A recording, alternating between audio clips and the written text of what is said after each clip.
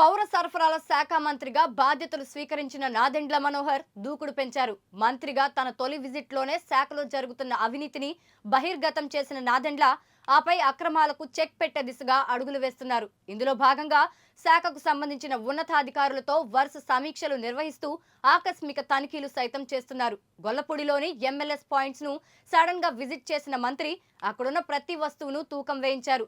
దీంతో ప్రజలకు అందించే పంచదార, కందిపప్పు వంటి నిత్యావసరాల తూకాల్లో పెద్ద మొత్తంలో తేడాను గమనించిన మంత్రి నాదెండ్ల సంబంధిత అధికారులపై కన్నెర్ర చేస్తున్నారు. ఇందుకు బాధ్యులు ఎవరైనా సరే కఠిన చర్యలు తప్పవని హెచ్చరిస్తున్నారు.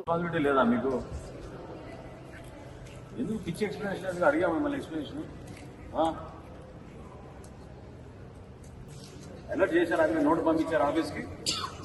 సరుకు బాలేదని చెప్పారా? ఎప్పుడు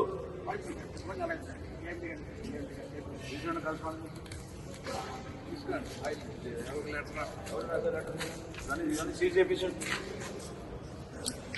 మొత్తాన్ని సీజ్ చేయండి.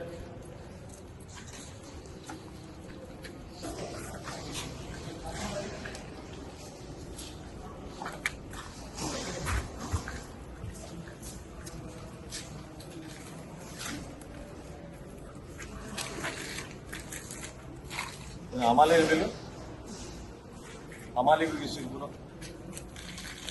बिल है, हमारे बिल है.